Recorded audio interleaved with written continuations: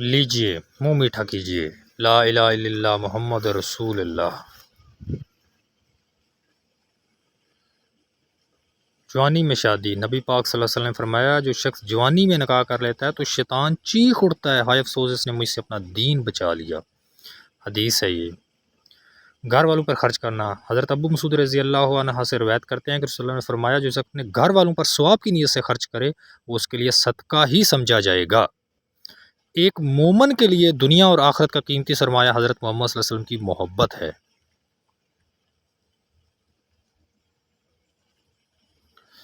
بے شک اللہ ان لوگوں کے ساتھ ہے جو پرہیزگار ہیں اور جو نیکی کرنے والے ہیں۔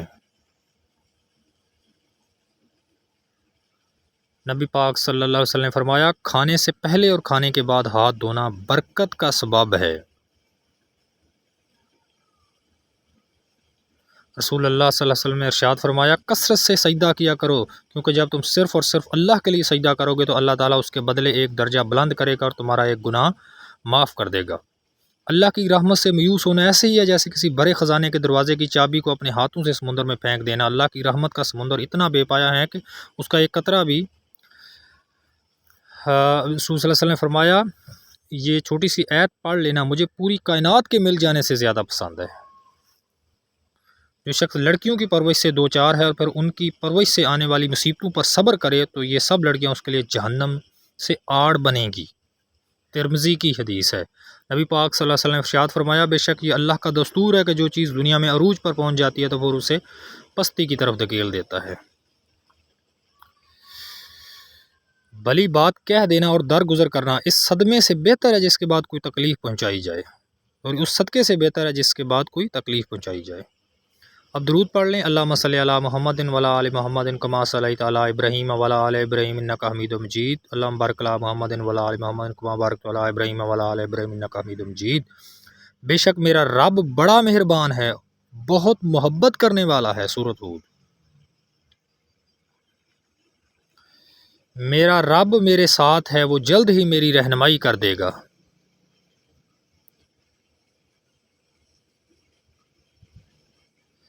بلا شبہ میرا رب قریب ہے، ہر ایک کی دعا قبول کرنے والا ہے۔ سورۃ ہود 61۔ نبی پاک صلی اللہ علیہ وسلم نے فرمایا جس نے بیٹیوں کی وجہ سے خود کو معمولی سی بھی تکلیف میں ڈالا تو بیٹیاں اس کے لیے دوزخ سے بچاؤ کے لیے آڑ بن جائیں گی۔ ترمذی کی حدیث ہے۔ جب تم رات میں کتوں کی آواز اور گدھے کی چیخ سنو تو اعوذ باللہ من الشیطان الرجیم پڑھ لو، اس لیے کہ یہ ان شیطانوں کو دیکھتے ہیں جنہیں تم نہیں دیکھ سکتے۔ فکر نہ کرو، اللہ پاک ایسا وقت بہت جلد لائے گا جب تم اپنی آنکھوں سے اپنے لیے معجزے ہوتے دیکھو گے انشاءاللہ۔ بندہ اس وقت تک اللہ تعالیٰ کے عذاب سے امن میں رہتا ہے جب تک وہ اللہ تعالیٰ سے استغفار کرتا رہتا ہے۔ مسند احمد کی حدیث ہے۔ استغفار کیا کرو جب تم رات میں کتوں کی آواز اور گدھے کی چیخ سنو تو اعوذ باللہ من الشیطان الرجیم پڑھ لو، اس لیے کہ یہ ان شیطانوں کو دیکھتے ہیں جنہیں تم نہیں دیکھ سکتے۔ جب دل اداس ہو اور وجہ بھی سمجھ نہ آ رہی ہو تو سورۃ رحمان پڑھ لیا کرو، دل کو سکون آ جائے گا۔ یہ دل کا سکون لانے والی آیت ہے۔ رب نے اگر دینا نہ ہوتا تو وہ قرآن میں کن فیکون کا ذکر کیوں کرتا؟ یقین رکھو ساری دعائیں قبول ہوں گی۔ نبی پاک صلی اللہ علیہ وسلم نے فرمایا اے عورتوں کی جماعت تم صدقہ کیا کرو اور زیادہ سے زیادہ استغفار کرو کیونکہ میں نے دوستیوں میں اکثریت تمہاری دیکھی ہے۔ وجہ پوچھی گئی تو آپ نے فرمایا ناشکری کرتی ہو تم۔ نبی پاک صلی اللہ علیہ وسلم نے اکثر یہ دعا مانگا کرتے تھے، اے دلوں کے بدلنے والے میرے دل کو اپنے دین پر قائم رکھنا۔ جامعہ ترمذی۔ صبح سویرے کام شروع کرنا۔ لوگ سمجھتے ہیں کہ بادشاہ کام ہو گئے، دولت والے کامیاب ہو گئے، مگر قرآن کہتا ہے قد افلح المومنون، مومن کامیاب ہو گئے۔ آپس میں صلح کرانا بہت بڑی نیکی ہے۔ کیا ہم تمہیں روز نماز اور صدقہ سے افضل درجہ کی نیکی نہ بتاؤں؟ صحابہ نے عرض کیا یا رسول اللہ کیوں نہیں، ضرور بتائیں۔ تو صلح کرانا، نہ محرم کو چھونا۔ تم میں سے کسی شخص کے لیے بہتر ہے کہ اس کے سر میں لوہے کی کیل ٹھونک دی جائے بجائے اس کے کہ وہ کسی نا محرم کو چھوئے۔ حضرت ابو ہریرہ رضی اللہ عنہ سے روایت ہے کہ نبی صلی اللہ علیہ وسلم نے فرمایا سجدہ کرتے ہوئے بندہ اپنے رب کے سب سے زیادہ قریب ہوتا ہے، بس سجود میں کثرت کے ساتھ دعا کیا کرو۔ ہم نے اپنی عقلیں محمد صلی اللہ علیہ وسلم کے قدموں میں ڈال دی ہیں کہ اللہ کے نبی آپ جو بھی فرمائیں گے وہ حق ہے، ہمیں قبول ہے۔ گرم بستر چھوڑ کر نماز پڑھنا، اس کا بہت بڑا جو ہے وہ ثواب ہے۔ لوگ سمجھتے ہیں کہ بادشاہ کامیاب ہو گئے، دولت والے کامیاب ہو گئے، مگر قرآن کہتا ہے قد افلح المؤمنون، مومن کامیاب ہو گئے، ایمان والے کامیاب ہو گئے۔ صبح سویرے کام کرنا، میں نے اللہ تعالیٰ سے دعا کیا کہ یا اللہ میری امت کے لیے اس کے سویرے کے کاموں میں برکت عطا فرما۔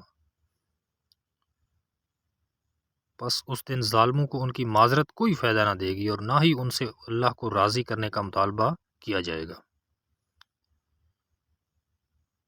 رسول اللہ صلی اللہ علیہ وسلم نے فرمایا ساری امت جنت میں جائے گی سوائے ان کے جنہوں نے انکار کیا۔ صحابہ نے عرض کیا یا رسول اللہ انکار کون کرے گا؟ فرمایا جو میری اطاعت کرے گا وہ جنت میں داخل ہوگا، اور جو نہیں کرے گا اس نے انکار کیا۔ اے ایمان والو، تم احسان جتلا کر یا اذیت پہنچا کر اپنی خیرات کو برباد نہ کرو۔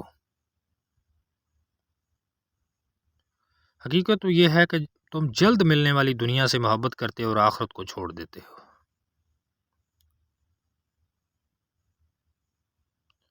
اے ہمارے رب ہمارے گناہ معاف کر دے اور ہماری برائیاں دور فرما، اور ہمارا خاتمہ نیک لوگوں کے ساتھ کرنا۔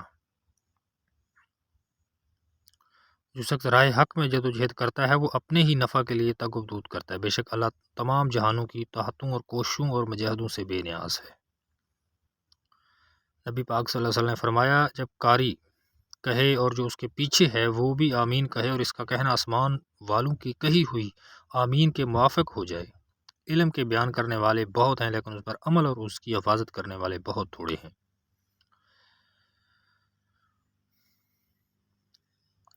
اور پرہیزگاری کا لباس سب سے بہتر ہے، تقوی کا لباس، تقوی اختیار کرو۔ سورۃ اعراف۔ قیامت کے دن جب اللہ کے عرش کے سائے کے علاوہ کوئی سایہ نہیں ہوگا تو اللہ تعالیٰ کے 7 آدمیوں کو اپنے عرش کے سائے والے جگہ دے گی، جن میں سے ایک شخص وہ ہوگا جس نے تنہائی میں اللہ کو یاد کیا، اور ہم نے آسمان اور زمین میں جو کچھ ان کے درمیان ہے بیکار پیدا نہیں کیا۔ یہ درود ہے جی، اللہم صلی علی محمد وعلی آل محمد کما صلیت علی ابراہیم وعلی آل ابراہیم انک حمید مجید، اللہم بارک علی محمد وعلی آل محمد کما بارکت علی ابراہیم وعلی آل ابراہیم انک حمید مجید۔ صبر تو وہی ہے جو صدمہ کے شروع میں کیا جائے۔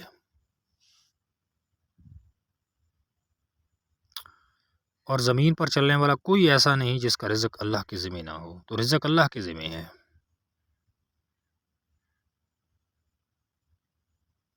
کسی کے منہ پر بے عزتی کرنا اسے قتل کر دینے کے برابر ہے۔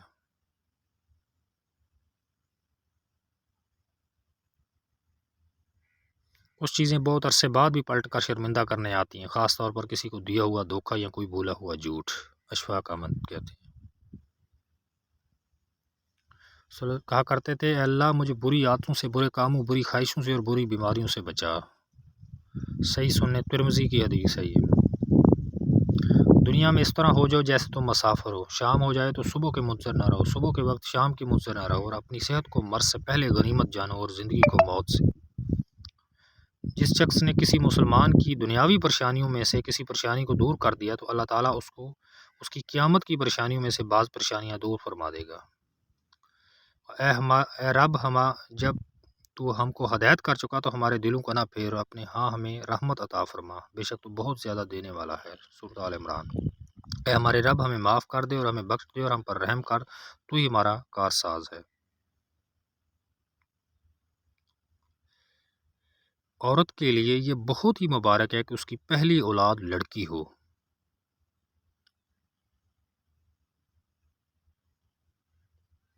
یاد رکھو سارے معاملات اللہ ہی کی طرف لوٹتے ہیں۔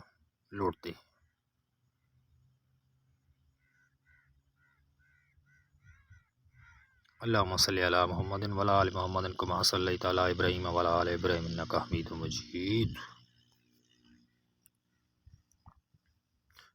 اور بے شک میں یقیناً اس کو بہت بخشنے والا ہوں، جو توبہ کرے اور ایمان لائے اور نیک عمل کرے پھر سیدھے راستے پہ چلے۔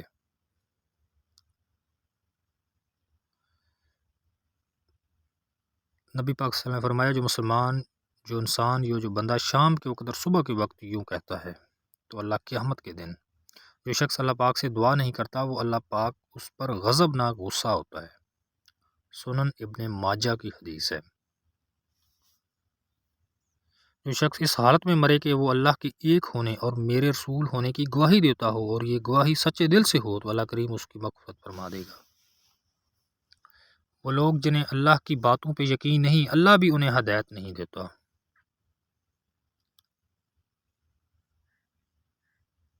میں تمہیں عورتوں کے بارے میں اچھے سلوک کی وصیت کرتا ہوں۔ صحیح بخاری کی حدیث ہے یہ۔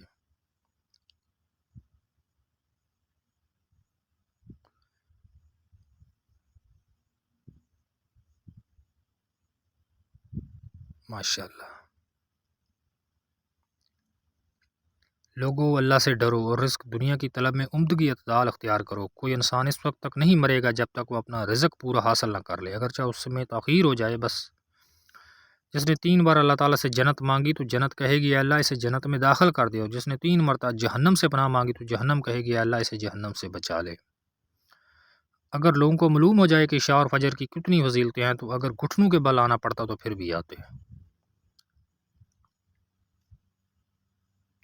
اللہ کی عبادت کرو، کھانا کھلاؤ اور سلام عام کرو، تم سلامتی کے ساتھ جنت میں داخل ہو جاؤ گے۔ جب انسان مر جاتا ہے تو اس کا عمل موقوف ہو جاتا ہے، مگر 3 چیزوں کا ثواب جاری رہتا ہے: صدقہ، علم جس سے لوگوں کو فائدہ اٹھائیں، نیک اولاد جو اس کے لیے دعا کریں۔